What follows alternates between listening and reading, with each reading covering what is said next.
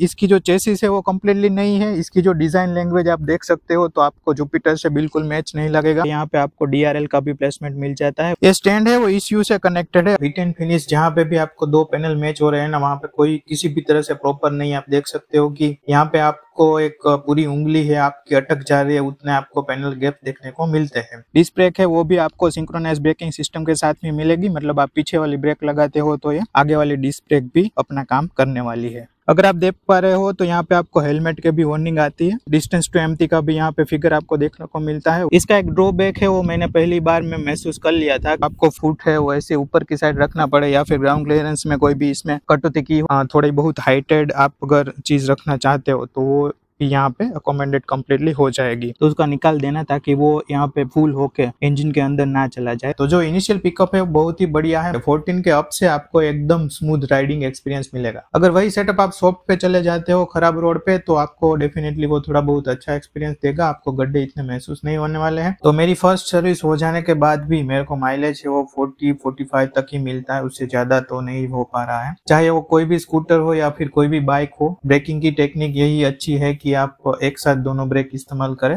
नमस्कार दोस्तों, स्वागत है आप सभी का मेरे इस YouTube चैनल माय कमेंट्स में, जहाँ पे आज हम बात करने वाले हैं जुपिटर 125 के बारे में। अब एक नॉर्मल इंसान है उसको तो ऐसा ही लगेगा कि जुपिटर 125 मतलब कि जो जुपिटर 110 सीसी का आता था उसमें इन लोगों ने 125 सीसी का इंजन एड ऑन कर दिया है और एक जुपिटर का 125 का प्रोडक्ट आ गया।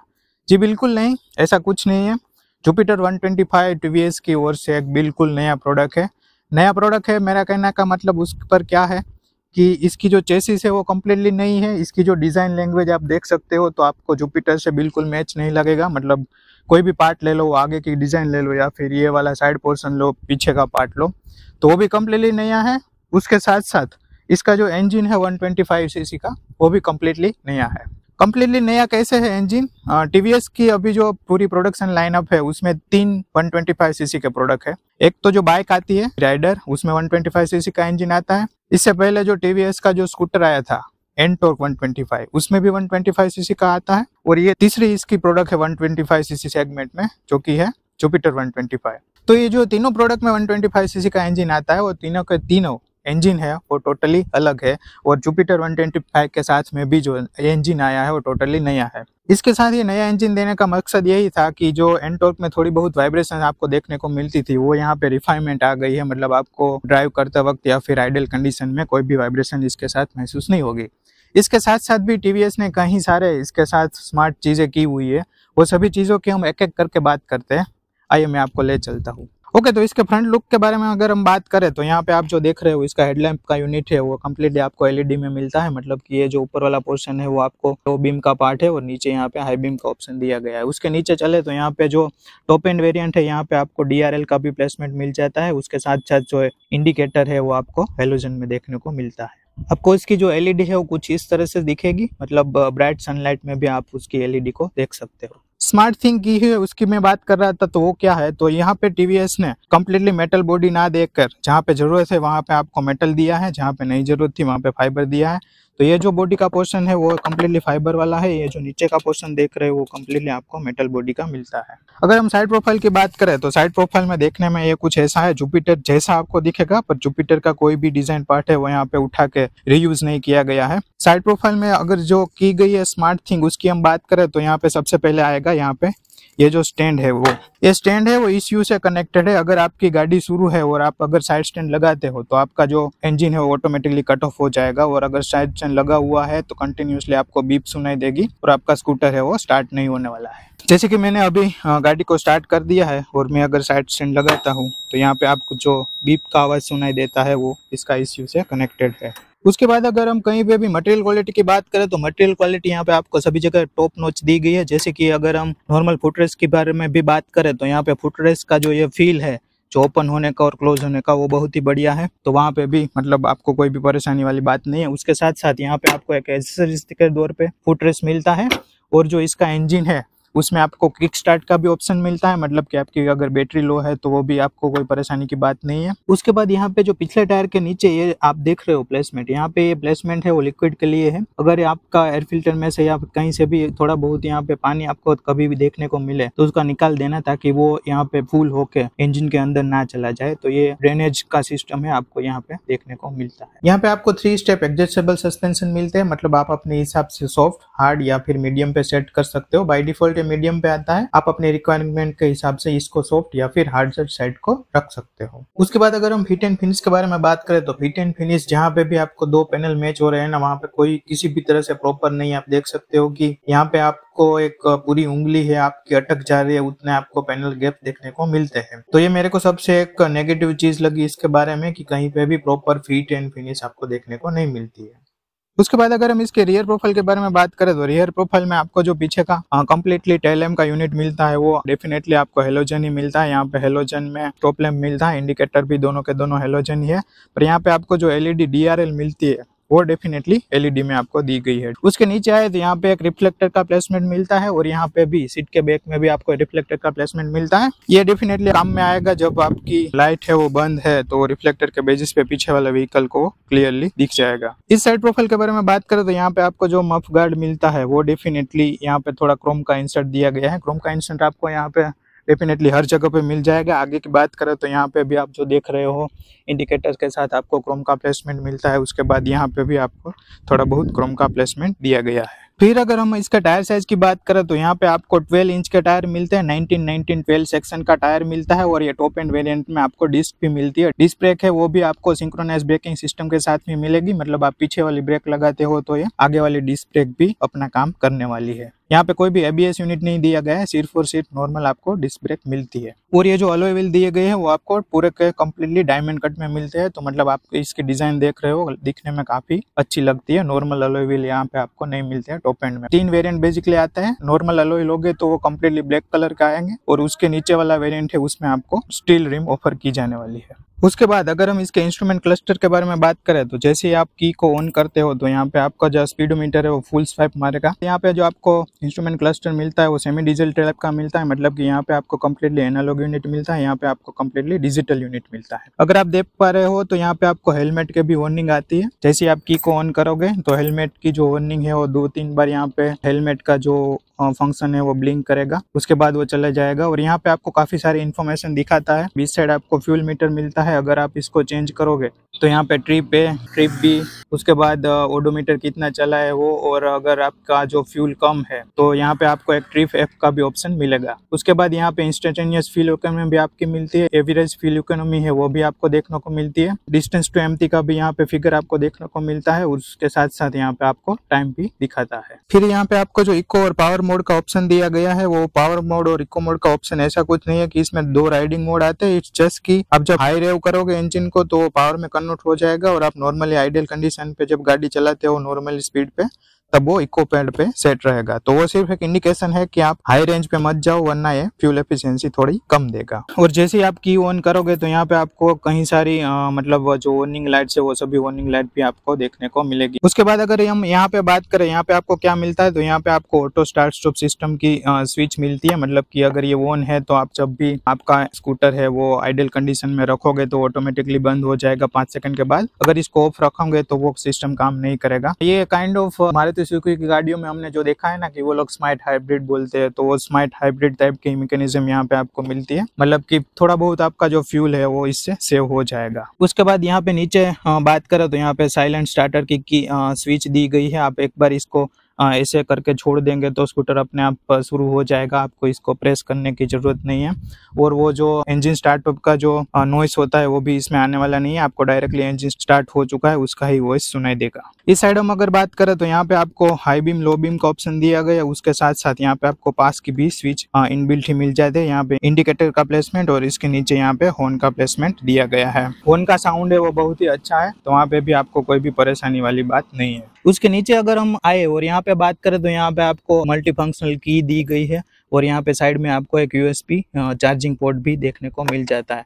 यहाँ पे 2 लीटर का स्पेस है, मतलब अच्छा खासा स्पेस है। आप अपना मोबाइल, वॉलेट और पानी की बोतल है वो सभी चीजें यहाँ पे बहुत ही आसानी से रख पाओगे। अगर हम इस तरफ बात करें तो यहाँ पे आपको मिल जाती है वो फ्यूल लीड मिल जाती है। इसमें फ्यूल लीड है वो डिक्की में, मतलब बूट स्पेस में या फिर पीछे की साइड नहीं दी गई है। यहाँ पे से आपको फ्यूल डालने का प्लेसमेंट दिया गया है। अगर ये की को आप थोड़ा पुश करके राइट साइड की तरफ मूव करते हो तो यहाँ पे फ्यूल लीड ओपन हो जाएगा।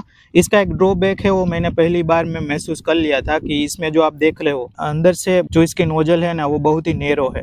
तो पेट्रोल पंप वाले जो डायरेक्टली 2 नंबर या 3 नंबर पे उसकी जो पेट्रोल नोजल है वो शुरू कर देते हैं तो वो डेफिनेटली फ्यूल है वो वहां से बाहर निकल जाता है। तो वो एक बहुत ही बड़ी दिक्कत है। आपको पेट्रोल पंप पे जाके बोलना होगा कि भाई आप 1 या फिर 2 पॉइंट पे ही रखना और थोड़ा जो पेट्रोल की नोजल है वो बाहर की साइड रखना, तभी इसमें अच्छे से फ्यूल जा पाएगा, वरना वो वहां से बाहर निकल जाएगा और नीचे थोड़ा बहुत गिर जाएगा। तो टीवीएस ने ये जो एक और स्मार्ट थिंग की है वो ये कि यहाँ पे फ्यूल लीड यहाँ पे आपको दिया है। तो जो फ्यूल की टैंक है वो यहाँ पे पीछे आपको बूट स्पेस के नीचे नहीं मिलती है। फ्यूल की जो टैंक है वो आपको दी गई है इस पोर्शन में। ये जो कम्प्लीटली पोर्शन देख रहे हो यहाँ पे नीचे आपको यहाँ पे फुल टैंक मिलती है।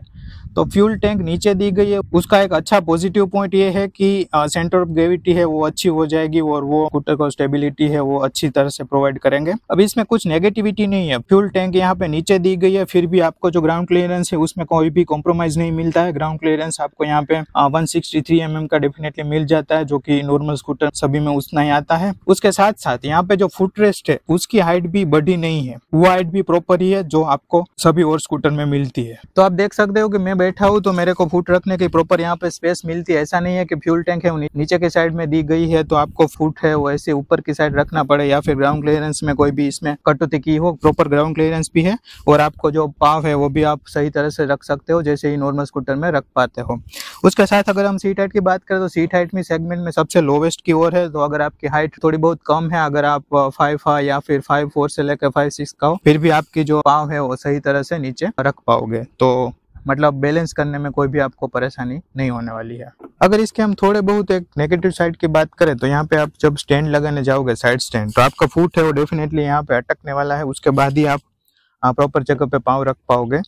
तो वो एक आदत की बात है, आपकी आदत लग जाएगी उसके बाद कोई प्रॉब्लम नहीं है। पर जब तक आपकी आदत नहीं है तब तक यहाँ पे पहले पाँव आएगा, यहाँ पे अटकेगा, उसके बाद आपका साइड स्टैंड पे जाएगा। इसके अगर एक और स्मार्ट चीज के बारे में बात करें तो आपको जो पेट्रोल की टैंक है वहाँ पे फुट रेस्ट के नीचे दी गई है। उसके लिहाज से क्या होगा कि अगर हम बूट ओपन करें तो यहाँ पे आप जो सीट का पोर्शन देख रहे हो ना, सीट का पोर्शन कम्प्लीटली है वो आपको एज अ बूट स्पेस में यहाँ पे ऑक्यूपाइड होकर मिलेगा। मतलब यहाँ से स्टार्टिंग से लेकर एंडिंग तक का आपका कम्प्लीटली बूट स्पेस मिलती है और अच्छी खासी डीप भी है, चौड़ी भी है और इसकी लेंथ भी अच्छी खासी है। तो आप 2 जो फुल फेस के हेलमेट है वो भी यहाँ पे रख सकते हो। अगर हम सीट के नीचे की साइड की बात करें, सीट के नीचे भी आपको मतलब ऐसा कुछ पोर्शन देखने को मिलता है कि अंदर की साइड दबा हुआ है। तो जो थोड़ी बहुत हाइटेड आप अगर चीज रखना चाहते हो तो वो यहाँ पे अकोमोडेट कम्प्लीटली हो जाएगी।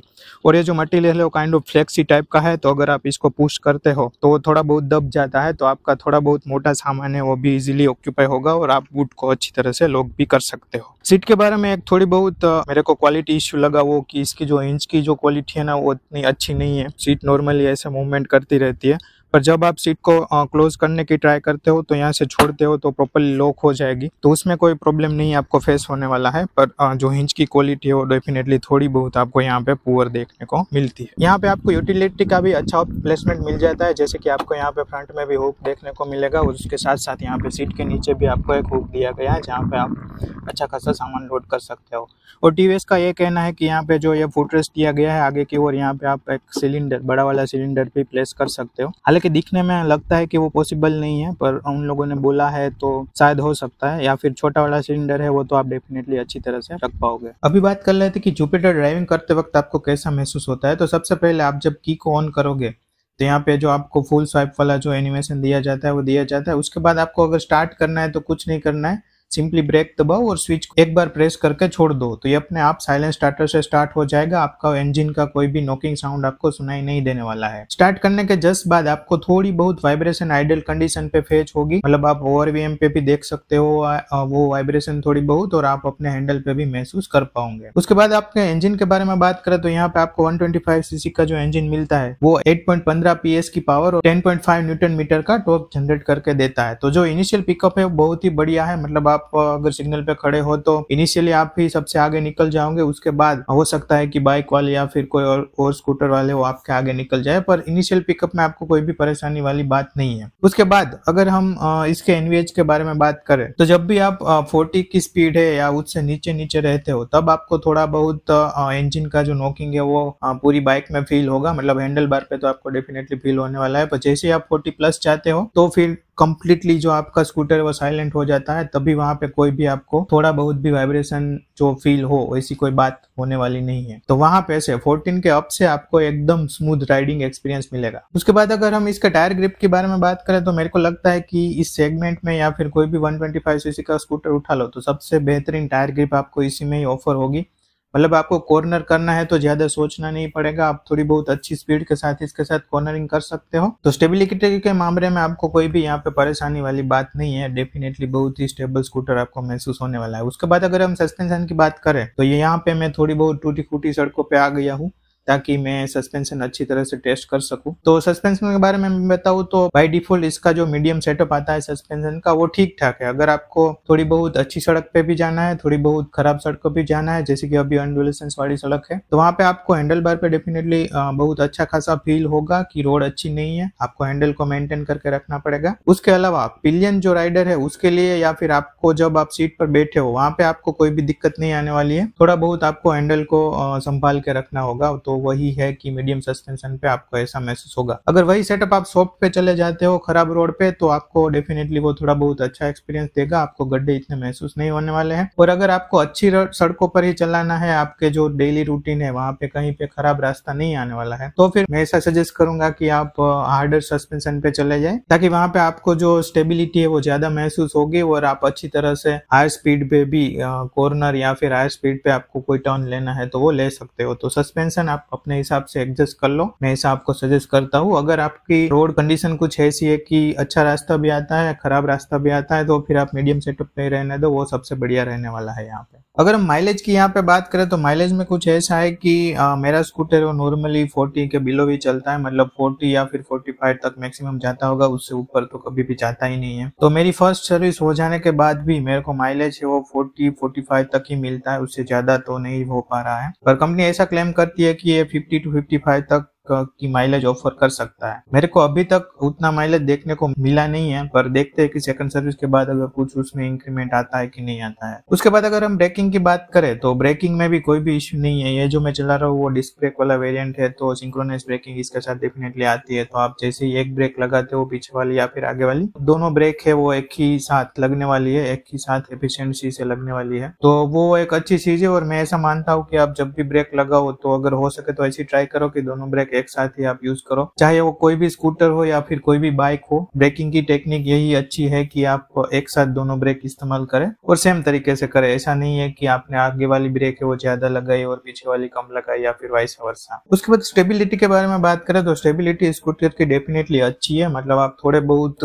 गड्ढे है उसको अगर आप रोड पे से तुरंत ही निकालना चाहते हो तो फिर ये हो सकता है, मतलब आप ऐसी मूवमेंट करोगे तो स्कूटर उतना अनस्टेबल आपको फील नहीं होने वाला है। पर आप बाइक की तरह कुछ ज्यादा ही करना चाहोगे तो डेफिनेटली आप गिर जाओगे, उतना तो स्टेबल नहीं है। पर फिर भी मतलब ये अच्छी तरह से हैंडल कर लेता है। आप थोड़े बहुत भी जो सडन जो गड्ढे आते हैं या फिर सडन कोई ऑब्स्टिकल आ गया उसको अवॉइड करना चाहते हो तो वो पॉसिबल है। पर मैं ऐसा सजेस्ट करूंगा कि आप बने तक एक स्ट्रेट लाइन को ही मेंटेन करे और ज्यादा इधर उधर कोशिश ना करे, तो ये फिर आपको कोई भी परेशानी नहीं देने वाला है। अदरवाइज वहां पे आपको थोड़ा बहुत दिक्कत आ सकती है। तो बस यही कुछ कमेंट थी मेरी जुपिटर के कंप्लीट रिव्यू के बारे में। तो मेरे को जो लगा वो मैंने आपको बता दिया। प्रोडक्ट में कोई भी कमी नहीं है, डेफिनेटली प्रोडक्ट बहुत ही अच्छा है। पर दो बड़ी नेगेटिव चीजें डायरेक्टली देखने को मिलती है। ये जो पैनल गैप्स है वो प्रॉपर मेंटेन नहीं किए गए हैं, तो आपको वहां पे कहीं ना कहीं शार्प एजेस नजर आती है, वो आपको कहीं पे लग भी सकती है और दूसरी बात ये है कि इन लोगों ने जो पेट्रोल फिलिंग का जो डिजाइन किया है वो बहुत ही नेगेटिव है। डेफिनेटली सभी को वो परेशानी वाली बात होती है।